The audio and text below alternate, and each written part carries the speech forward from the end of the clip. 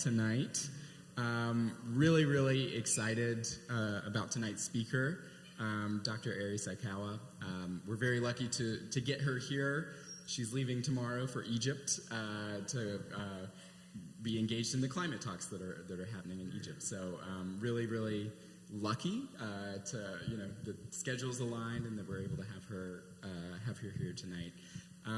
For those of you who haven't been here, this is the fourth in a series of conversations about environment and justice and how those two things must be thought about together, and how we need to really kind of consider environmental questions as questions of justice, really, at their foundation, if we're gonna make decisions that are going to be equitable and just. And so we've kind of run the gamut so far. We've had speakers who focused on kind of the broad history of our region and how the regulatory structure of our region has kind of created environmental injustices. We've had speakers on heat and climate. We're going to have a speaker on water. We've had one on energy justice as well, and some of the ways that energy affordability and housing are related to the environment.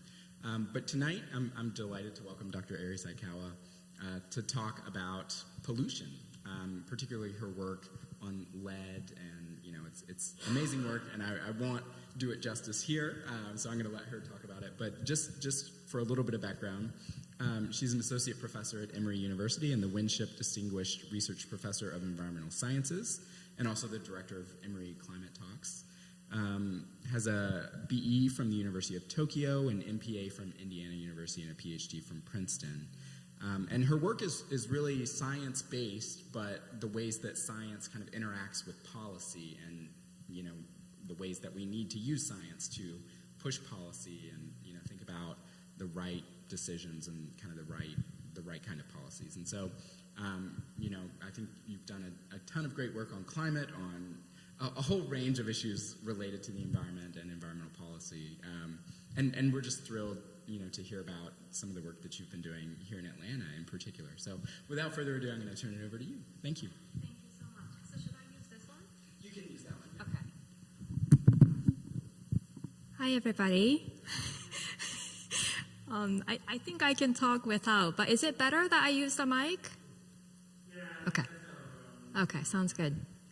Yeah, thank you so much for the great introduction, and I'm so honored to be here. I know all the three speakers that were before me, and he set up so much high bar for me, so I was like, this is not very fair. But as he mentioned, I'm going to Egypt tomorrow for the climate negotiations. That's going to start next Monday. And then I'll be taking 9 students. Hopefully there's going to be no event, but I would love to talk sometime if anybody is interested. But today I'm here to talk about soil contamination. My work is actually on air quality, and I've been doing a lot of modeling especially in Asia. I'm from Japan, and I've been very interested in how pollution comes from different countries to Japan, especially from China. And we wanted to see what would be the methods that we can mitigate those problems. And so that made me interested in looking at like garbage burning, household emissions, and that took me to Nepal and India and different countries as well. But that made me, It's good? Okay, sounds good. Okay, I'll just talk. And then, so that made me think a little bit about emissions. And through that process, I realized agricultural emissions are very interesting because there are greenhouse gases that come out that's important for climate change, like carbon dioxide and methane and nitrous oxide. And then air pollutant emissions come out as well. So then if we can reduce agricultural emissions, we can do good for both climate change and air quality. So my question then was, how can we grow food in a way that's environmentally friendly? So we started doing measurements in the cornfield. And then at that time, the city of Atlanta was trying to have more farming in the city. And so that made us think about this project that was supposed to be very small, and that very much expanded. But I just wanted to say this is taking a village of researchers and also community partners. So those are, St. Peter's is my PhD student then. So he really led the study. Sydney Warner is my undergraduate student. And then you will see Barry, Prin, Dana, Priya. They are the researchers that have been working with me. But we have also Gail and Rosario. Those are the community partners. So this is really with a lot of different stakeholders working on this together. This is a different one again. But it's okay. The front page was wrong, but that's okay. That's the only, that was supposed to say the actual date and then the actual series title, but it's okay. I apologize. Following is fine. Okay, so is everybody aware of the food desert issues? You've all heard of that? So I think food desert, there's a lot of different definitions of it, but the definition here is about no car and no supermarket around you within a mile of distance. And so then what happens is you don't have a car, so then you would end up going to gas stations, for example, and then eating junk food. And you will see a lot of Southeast having more than 5% of those populations. If you could go to the next slide. To combat that, a lot of people have been using community gardens and school gardens. And that could be a great solution. You can have the fresh produce at your own home or in your school so that you don't need to be having the car or anything like that. But if you can go to the next slide. The city has been pushing for it, and what I found out was that there's no regulation to test the soil before you grow food. And so they were trying to say Atlanta, coining the term, I guess Atlanta and agriculture together. And this was happening in around 2016 when we were really trying to do this agricultural research. And when we found out that they are trying to lease the land without testing the soil, we said maybe we want to test the soil. And if you can go to the next slide, because there can be contaminants. And what's going to happen if you grow food with the soil that's contaminated, right? And that could be very dangerous, and there are a lot of history, cases that have happened, like people grow food on the contaminated soil, and then that can cause cancer, etc. If you can go to the next slide. Yeah, so then what we were most worried about was lead. It's an urban city, Atlanta, and I think lead exposure is not something that we really think about, but it has so much impact on children. And I think what's very important here is that it can be a loss of appetite, for example. But if you don't have an appetite, like I don't have kids, but if you're a parent, if your kid didn't have an appetite, I don't think that's the first thing you would think about, that your kid is exposed to lead. And so if you can go to the next slide, it really impacts the development of children, and especially because it prevents the signaling in the brain. And so it can impact, it can have a lot of neurodevelopmental issues. There are studies that show that kids can have ADHD, for example, by being exposed to lead. And so there can be a lot of issues in the schools as well. So are kids having issues because of the exposure to lead, or is it because something else? I think that's something that we don't talk enough about, and that's, I think, very important.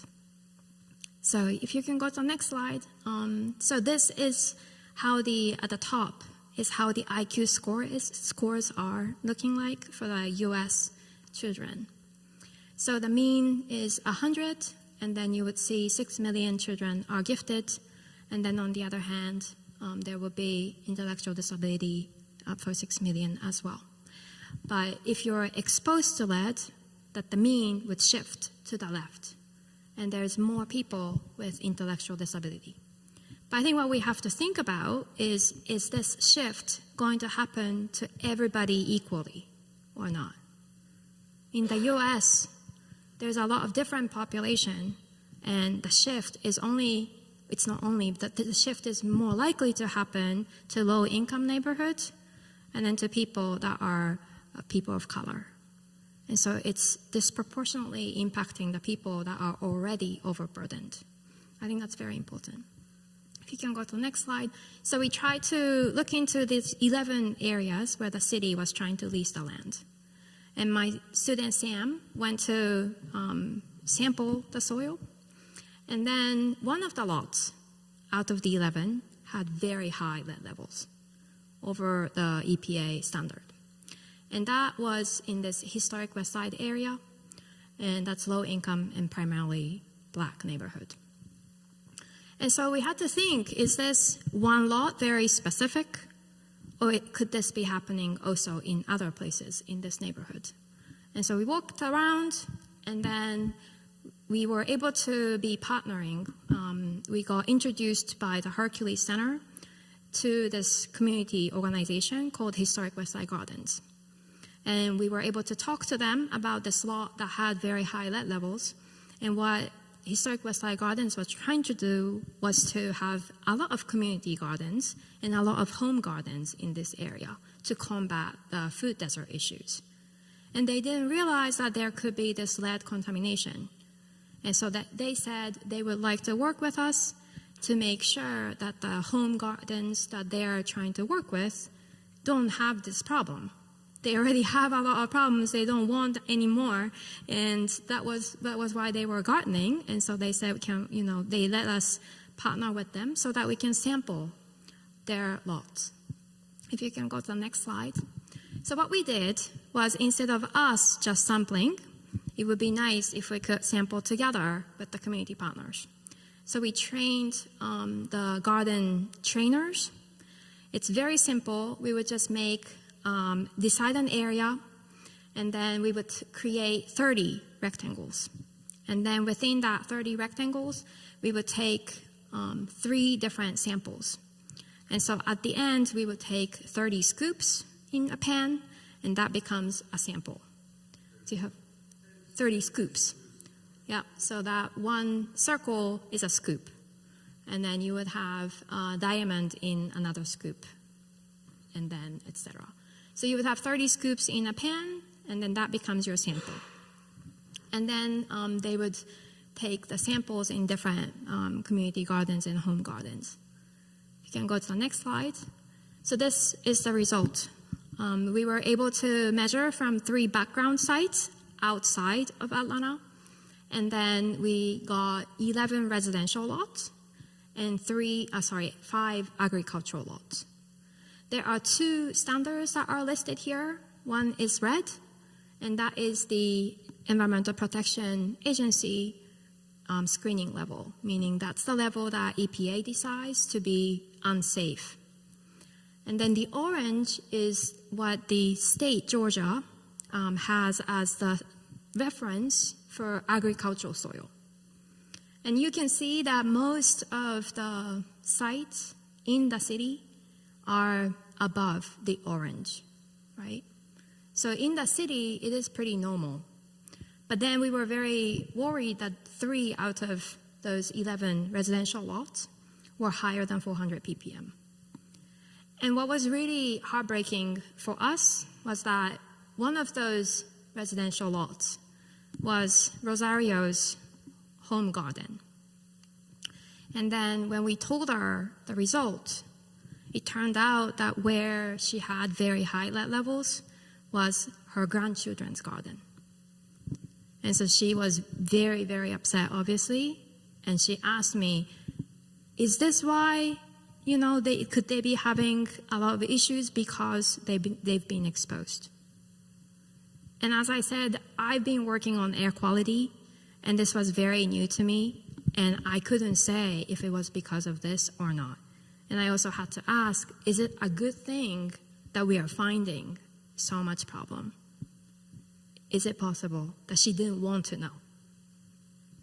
And so after that, she went to have their grandkids tested, and then she called me, and she said that the levels are high for blood. Lead. And so that was very, very emotional for me. And we don't have solutions, right? And so these kids are being impacted because of where they live, and then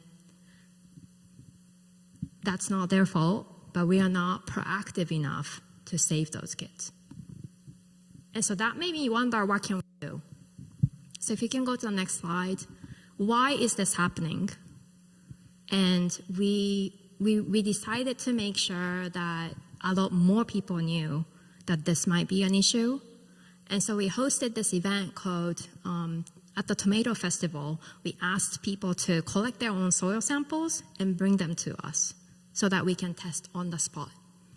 And that was when Rosario brought those rock pieces and said, is it possible that this is causing problem in her backyard?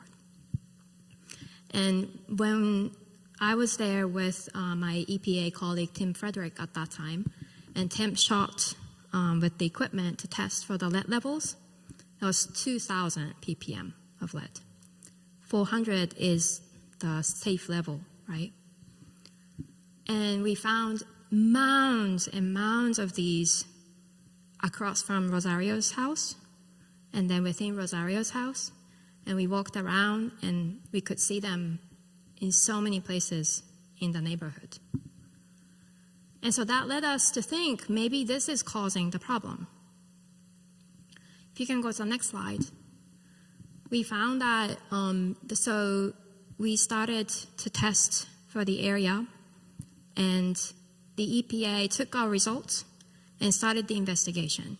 So it was 60 lots close around Rosario's home at first, and then they found that more than 50% of those 60 lots that they were able to measure had higher than 400 ppm. And so they expanded to this purple, that was about 360 lots, and then expanded again to a little over 1,000 lots, and then expanded even more. If you can go to the next slide, it's now about 2,100 lots. So 2,100 that they're investigating, yeah. And then so along the way, this became a Superfund site. Superfund site meaning that the federal government needs to come in to clean up. And the reason why was they were trying to clean up as they investigated. And the first lot that they cleaned up was Rosario's. And then next, they cleaned up the one across from her. And then they dug 8 feet, and still they found slag. And so this was very clear that it was probably the dumping of the slag as foundational material. Yes? Yeah, sorry. Can you go back? I'm so sorry. It's not showing very well. I don't know why. But so this is slag. So this waste material, this rock-like, that's called slag, and that's the waste material coming from smelting. So there were a lot of lead smelters in Atlanta in the past, apparently, and so some historical material, I think it was saying 11 smelters in Atlanta, and so we're not sure where it might have come from, but we think that it could have been local. Some of the residents say that they saw a truck coming from Alabama and dumping these in their neighborhood. So it's unclear, but we think that it was from the lead smelters, and EPA is really going again after them so that we can catch them. But so going back, so it became a Superfund site, and they needed to the soil needs to be dug out, and then the clean soil would come in. But 400 is the standard. So some people, they get the result from the EPA, and it's 392. That cannot be cleaned because it's below 400. And so it's very, very difficult. It's already contaminated, but then there's this standard. And so what can we do? And it is now on the national priorities list, meaning that it's the priority of the Superfund site. So they are really trying to clean up, and they have a 6-year plan to clean. But there's actually no testing done for children. So when I asked, is it possible to have the free testing for blood lead levels, there was nothing available. People have to pay if they don't have Peach Care or the Medicaid. It's $10, and it can be a big process for them, and so it's been very difficult. We can go to the next slide. what we found was that it's really about environmental justice, meaning that it's disproportionately, being impacted. People are again having this lead issues. Why do I say that? My student, so if you could go back, my student Sam Dessler, another Sam, she tried to have this map with the background color being median household income. So the lighter the color, the lower the income. And then the bubbles that you see inside, that's the proportion of children under 6 that are tested for blood lead levels. Only 25% of kids are currently being tested for blood lead levels, even though that's the only way to know if they're exposed or not. And we should be really doing much better to increase that. What I was very surprised was that the zip code 30303, right next to the west side where I'm highlighting on the left-hand side. That center circle, you see very red. 13% of the kids that were tested had higher than 5 micrograms per deciliter of blood lead levels. So the reference, 5 micrograms per deciliter, has been actually lowered by the CDC, Centers for Disease Control, this year. So now it's 3.5 micrograms per deciliter. There's no safe levels of lead for children. So we don't want to have any lead. But there is so much that are still having these lead issues.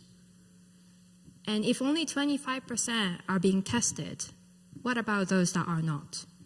And so we asked the people in the West Side neighborhood if they are testing for children. They said no, they are not, because they don't want to have the needle going into their children or grandchildren. And they said they don't want to do that. So how can we test the kids? So we actually tried with toenails. Is it okay if we did the toenails? And at first they thought it was a great idea, but then you have to grow quite a bit. So it became a bit gross. And so they said, absolutely not. And so now we are testing with this equipment that you can put on the arm.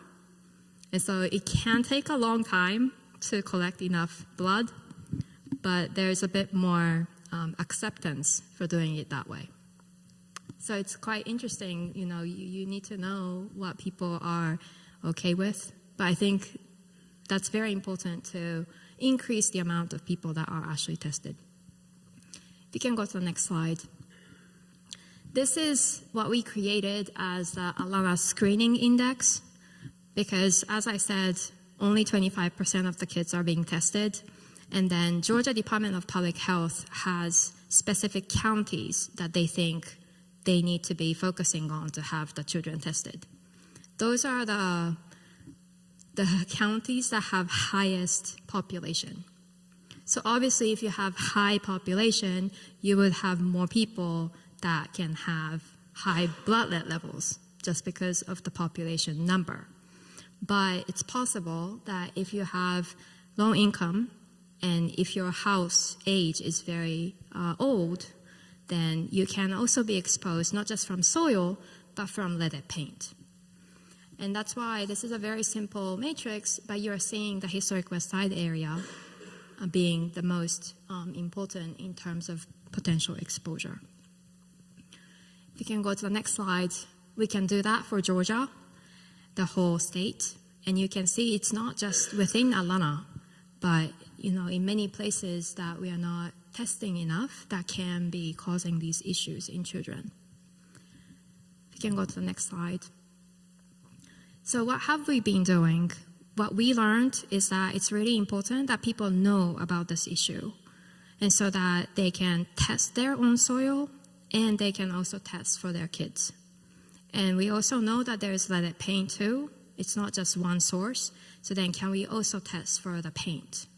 So we are now going into homes and trying to test for soil, dust, paint, and then get children's blood and urine so that we know what children are exposed to and then where they might come from.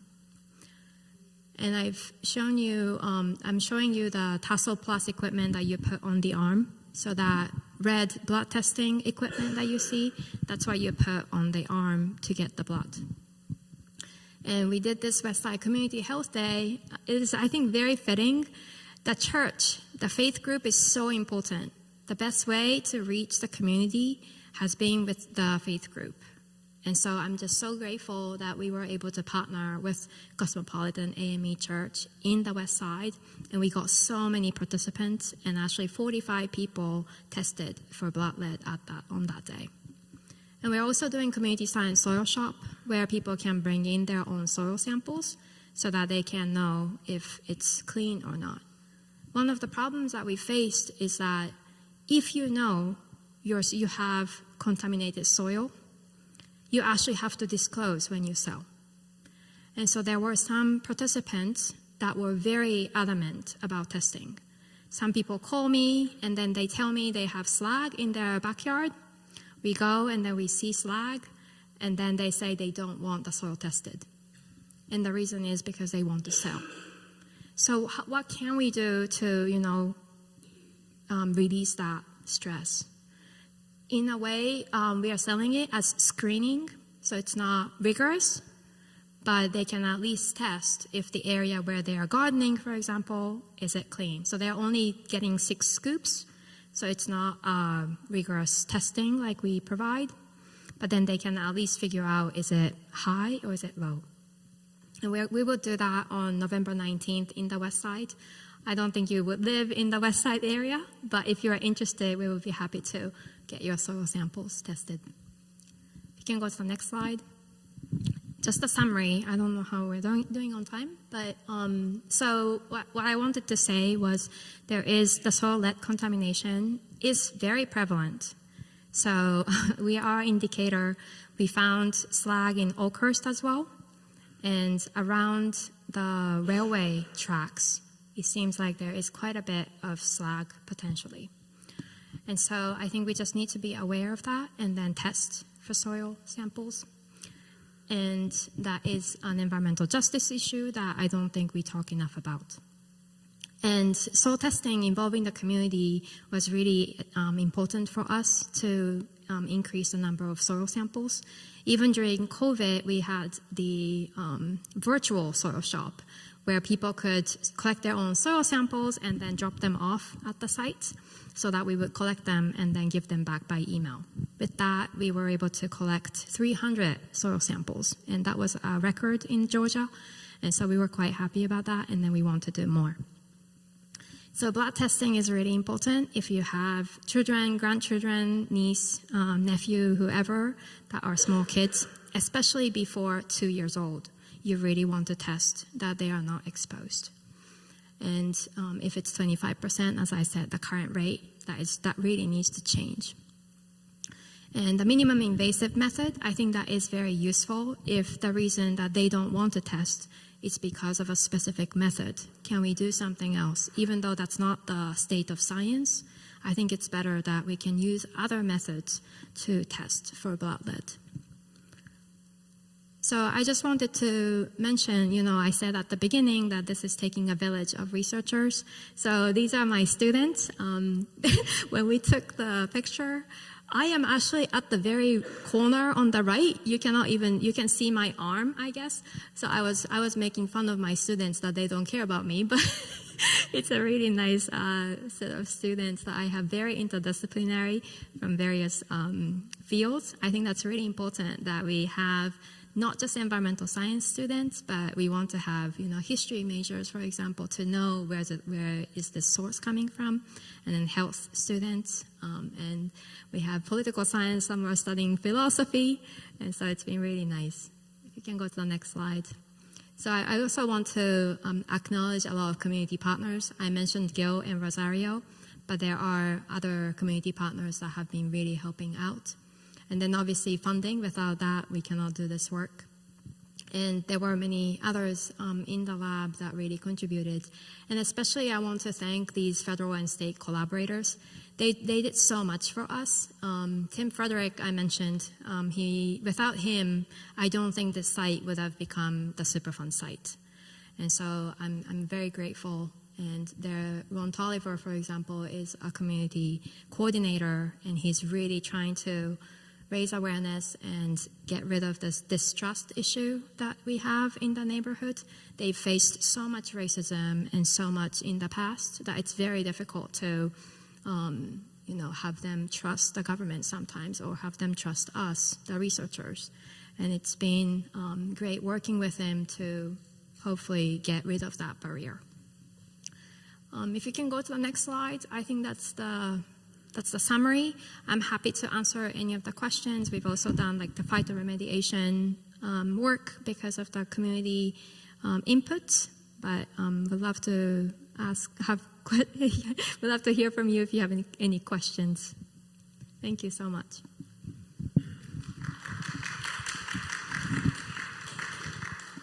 Well, I can start. I'm curious, the Superfund site, once these parcels became, a declared Superfund site, I'm curious what the reaction of community members was, and even kind of how the mechanics of that work out. Like, do they have to leave while their soil is being cleaned up? And kind of, I'm sure that is, a net positive in the long term. But I'm curious, like, how the federal government supports those communities while they're maybe displaced.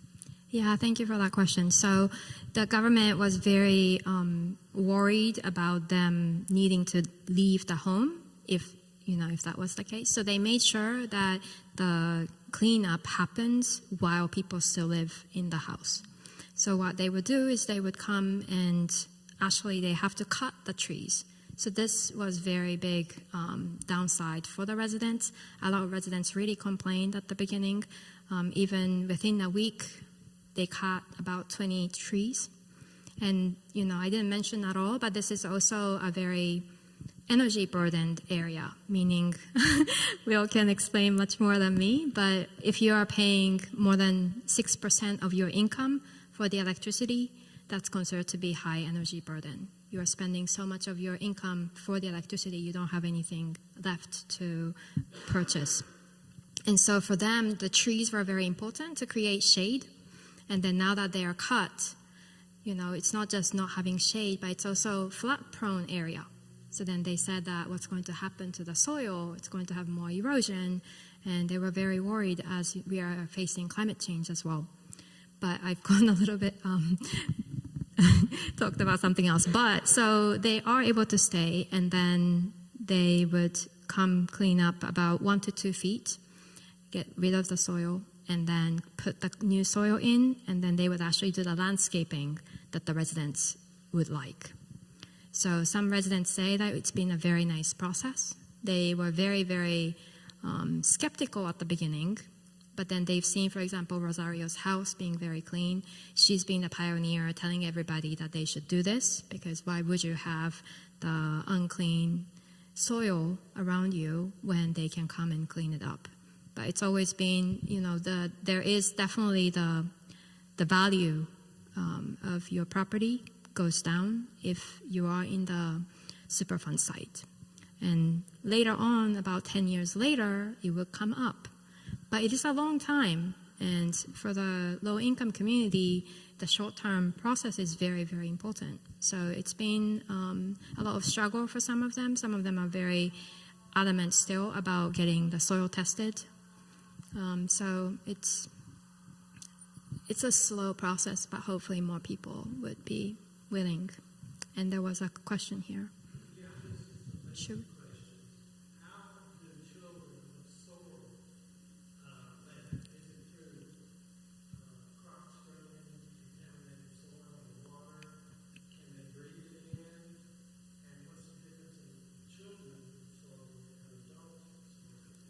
Thank you so much. Yes, that's a great question, and I realize I completely forgot to tell about that, so thank you.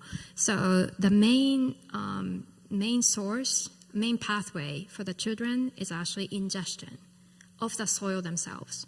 So they would play in the in the background, in the backyard or wherever in the garden, and then they can put their hands in their mouth. And then also some kids have the pika behavior, meaning that they actually like eating dirt. There is much more percentage of kids than we think that have that behavior, and so they would just be eating a lot of dirt. So they have a lot of ingestion through that. So we are actually trying to figure out the soil ingestion rate depending on the age, so that we can understand how much people might be taking in the soil. And for the children and the adults, it's quite different because adults are not eating soil as much, right? And so you can inhale as well. So that's the main pathway for the adults. And you can also have the dermal contact as well.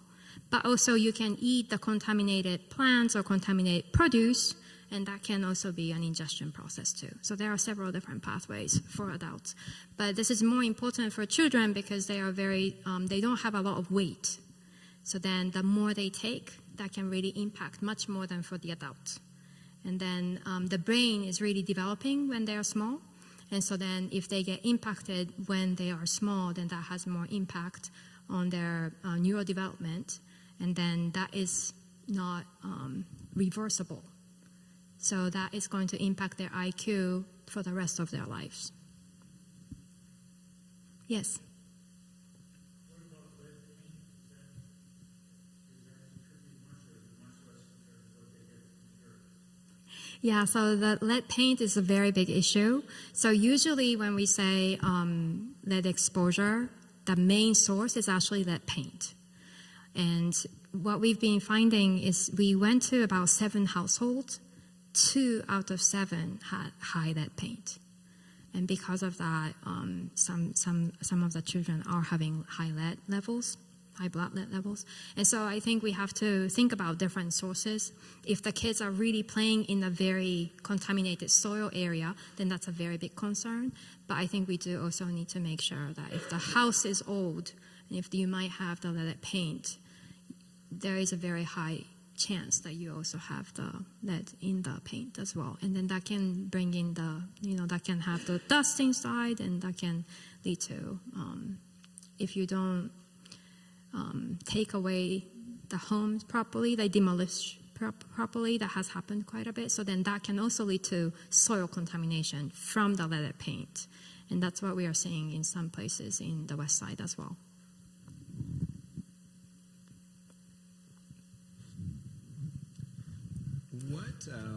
What would you consider to be policy solutions to this issue? I mean, aside from maybe more testing, sort of a better understanding.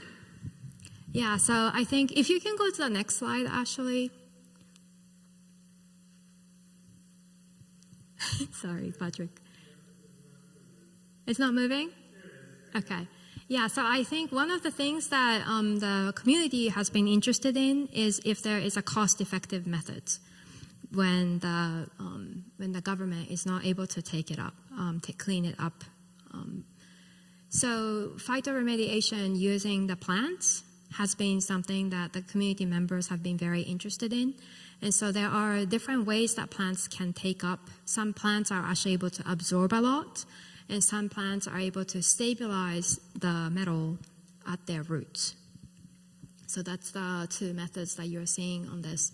If you can go to the next slide, we actually did this testing at the garden, and to see if that can take up. This is sunflowers, and they wanted to see if the sunflowers can take up because we know from the literature that the sunflowers can actually take up. And then we also wanted to see if we put compost, is that going to increase the effectiveness? If you can go to the next slide. So it was only decreasing by about 20 ppm. So it was very marginal. But I think if we wanted to figure out what would be the cost-effective methods, this kind of ways is pretty important. So I would like to see, it's not necessarily policy per se, but different methods that the residents can take on as a DIY kit, for example. How can we enhance that? I think that is quite important.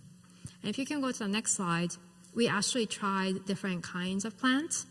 And when we tested the cowpeas and Chinese cabbage, along with the flowers, the cowpea and Chinese cabbage actually took up a lot and then went to the edible parts. So then if you were to consume those, then it would actually be not the good solution. So I think the policy solution would be very difficult as well. Like, you take out the soil now, and then that is actually going into the landfill. And so you are reducing a problem on one side and then creating another problem. And where is the landfill, right? That's also very close to another disproportionately impacted population. And so there is no real solution unless we can find a way to live a little bit more environmentally friendly, I guess. But what does that mean? And I think that's something that we really need to think about. And there is now microplastic issues, for example, as well. There are so many different issues that are happening because we thought that, for example, we started using plastics because we can have more trees, right? I think that was why the plastics were kind of introduced at the beginning, and now we're having so much microplastic problem. So every time we try to solve something, it seems like we're having more problems, and how can we reduce that vicious cycle? I think that's very important. I didn't necessarily answer your question. That's too tough, but yes.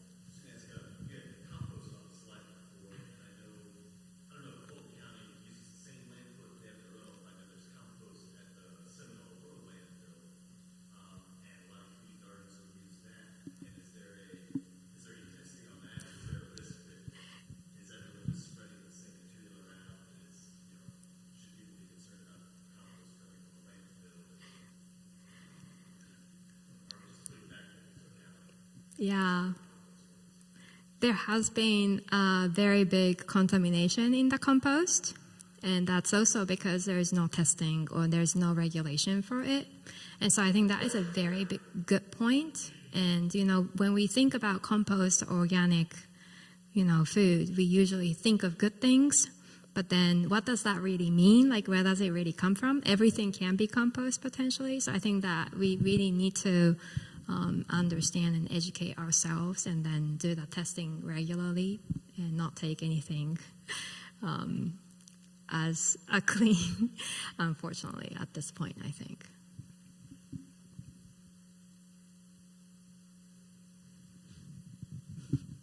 And I guess maybe we have time for one or two more questions if anybody has one. I can keep asking, but okay. As far as we go, I mean, I guess, like, what are there ways we can test our own soil, or ways we can be cognizant of lead in our homes, or lead in where we're potentially growing food? How can we? It's not something that's really crossed my mind before. So how can we kind of maybe be more cognizant of that, or be more aware of what we see in our own home? Yeah, so I think if you can have the community science soil shop, I would love to have you come to the community science soil shop. But if you can also, if you would be willing to host one, we would be happy to come to whatever you organize. I think ATSDR would be very interested, and I'm sure they would be willing to help as well. So there are several organizations, not just us, that would be willing to help. And I think if we can have more of those testing in the communities, that would be really essential. Yes. So I think the biggest hurdle for testing is the equipment. And so I think right now EPA has one, and then the ATSDR has one, and we have one, but I'm not sure if the other agencies have the equipment to be able to test. Yes.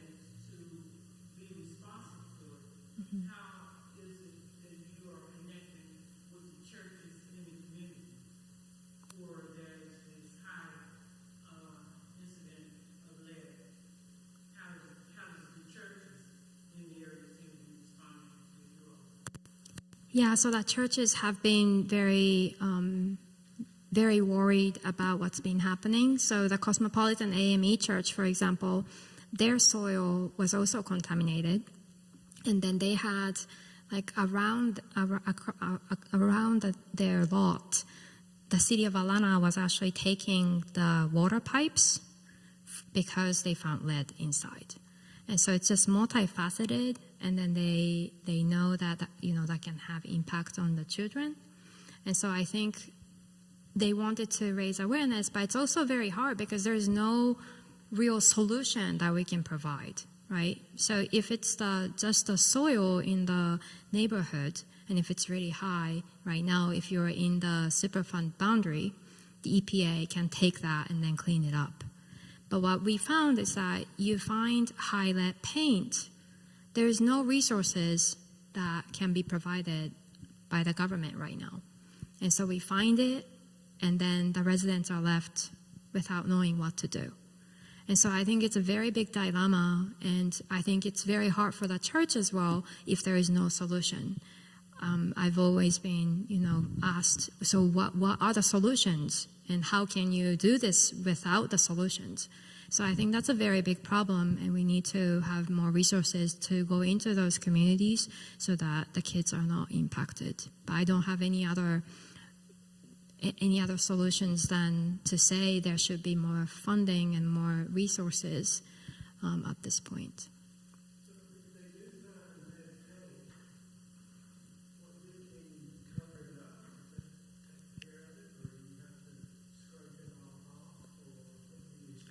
Yeah, so the best way would be to have the professionals come and then completely abate. And that can be a very, so if you try to do it, that can be very dangerous if you didn't know how to do it. And so there are professionals that are certified to do that. And so that would be the best, but then that costs money. And so that's the dilemma. And then the EPA has a DIY method that's not do-it-yourself method. That is not the best. But then if you don't have the resources to, hire somebody to abate, I think that's probably better that you do it yourself, hopefully putting protection. But I just wonder if there were resources, that's not something we have to worry about. Yeah.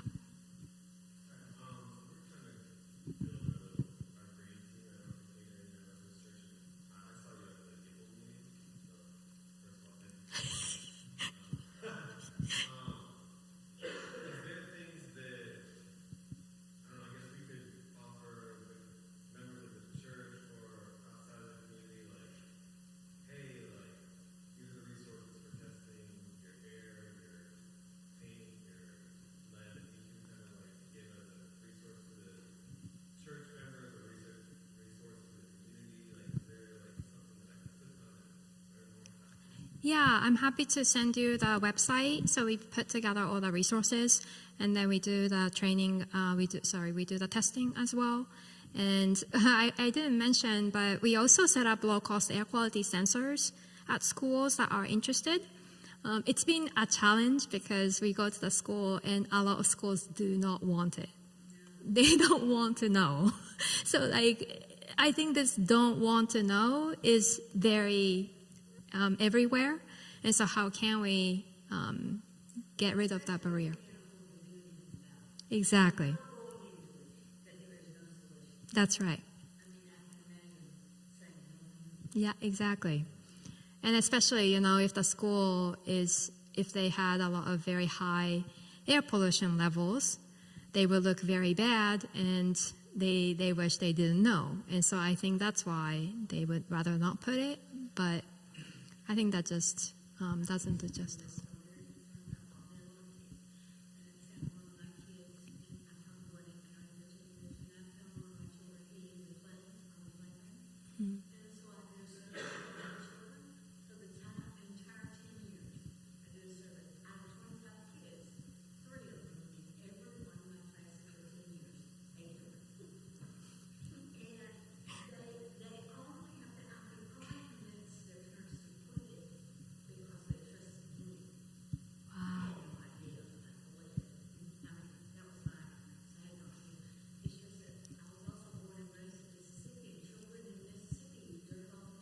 Yeah, I have several friends who age are, our parents never argument. I mean, it's true.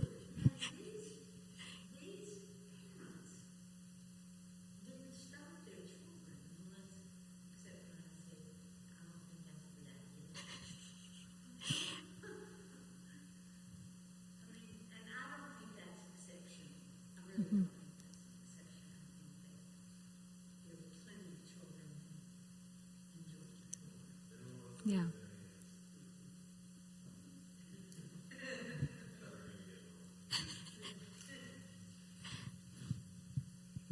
Well, thank you so much for joining us tonight. Really, Thank really you. appreciate it. Thank you so much. And just a plug for, we have 2 more sessions.